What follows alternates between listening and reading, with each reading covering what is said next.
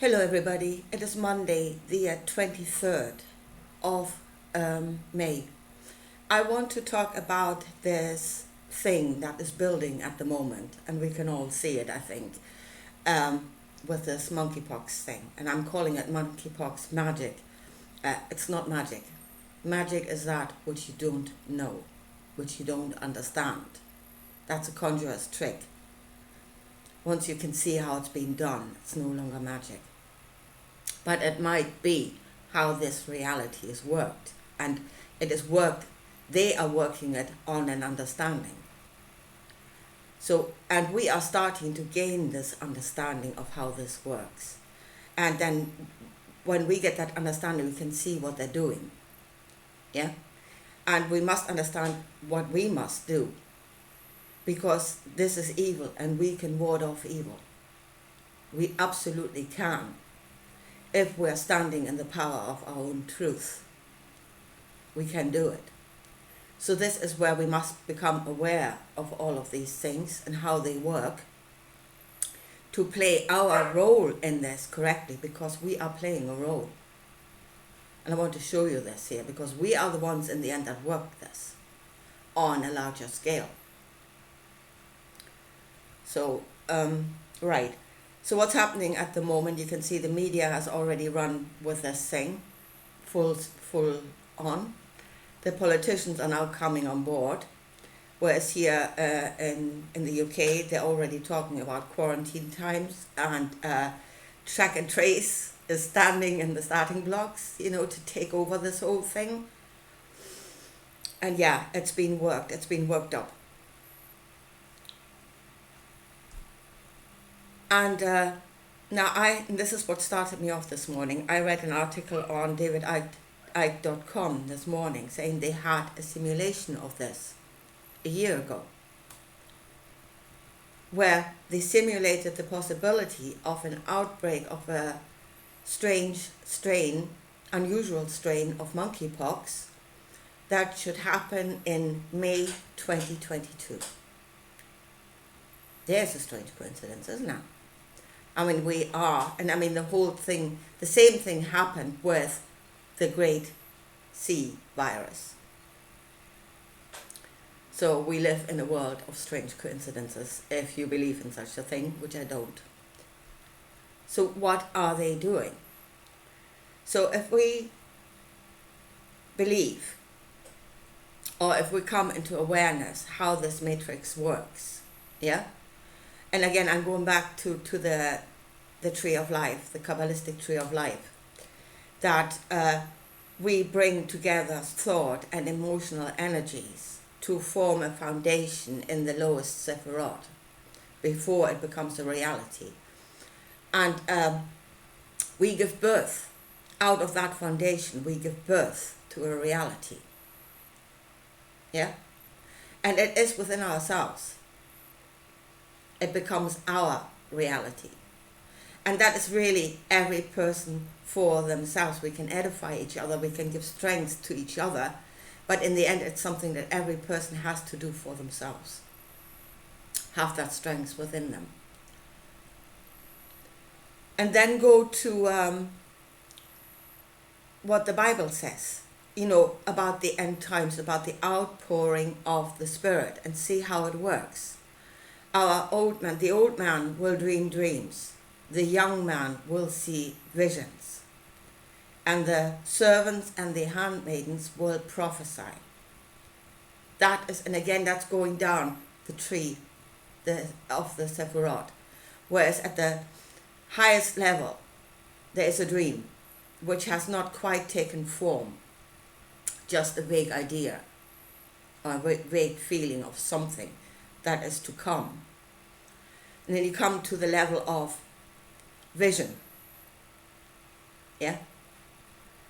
Where the young man will create a vision. And here comes, if we think that you should be at the outcome, be surrounded by your answer in the outcome in order to bring it into this world, then that is what they did a year ago.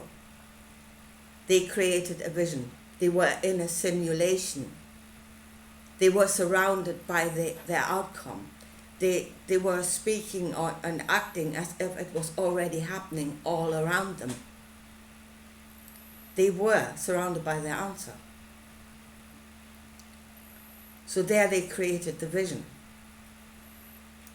So, but what it needs now is for the servants and the handmaidens to prophesy, to make it a widespread reality. So who are the servants and the handmaidens? That's us.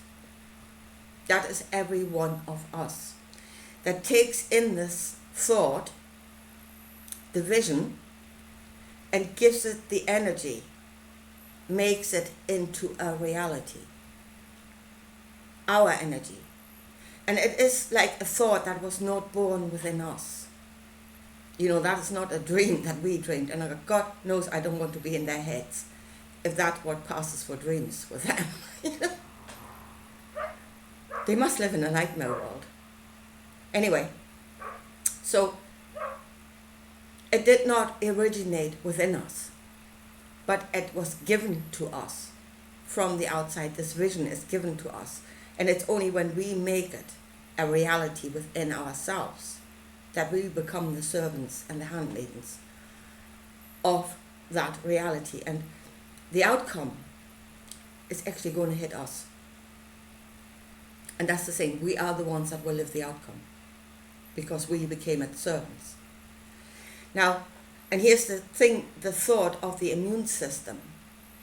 Yeah? Our immune system, our truth that should ward off evil. Now, in the last big pandemic, people died. And make no mistake, they did die. It worked. But it did not work widespread for all, because a lot of people were standing in their own truth. Yeah? They were not in fear. They knew they were not in mortal danger. And that alone, you know, that's their immune system in full swing. They know they are not in mortal danger. And a lot of people actually carried on living as best as they could with the lockdowns and everything, but not in fear, but just trying to get on with their lives, with their truth. And they're not given the energy of their thoughts even to that thing. Now those that did die were driven into fear by the thoughts of, you know, oh, you already have a weakened immune system. And, you know, this thing is going to kill you. And they believed that. And I said, they became the prophesying servants for themselves. And they lived the outcome.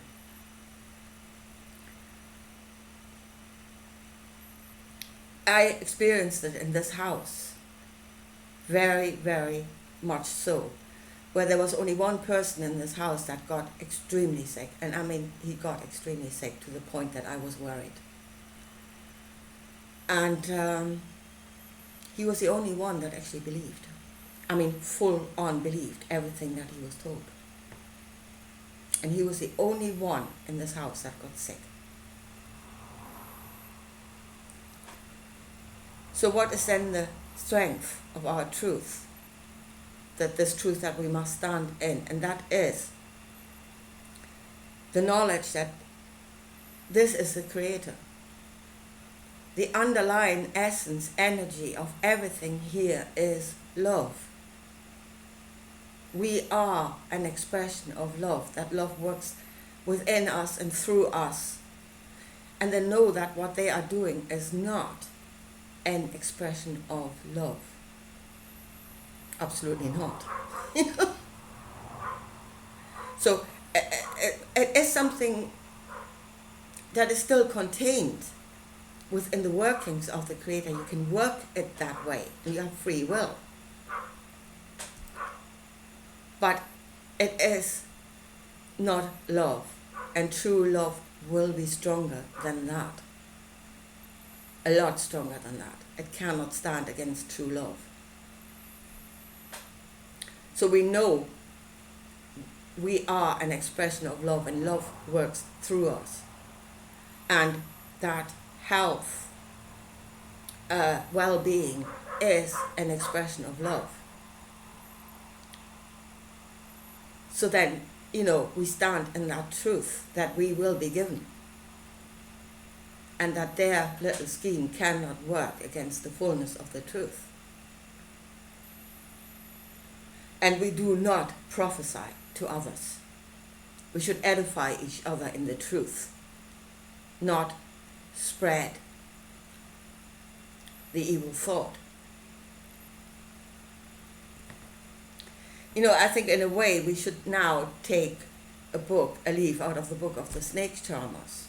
I'm not saying what they're doing is right, because I don't think it is, because they are doing it deliberately, getting bitten by a snake. And that's tempting God, and you shouldn't do that. But it shows that belief works. And now that we are under attack, we can use that knowledge in the correct way. It was meant to serve us, and right now that knowledge would serve us. We have not created the evil, but we are under attack. So now we can use that knowledge in the correct way. And it is, again, we already have understandings in this world of what is being called, and by mainstream medicine dismissed, energy healing. Yeah? That knowledge and the workings of this, we can already see it. That is a truth. That would appear to be a truth in this world.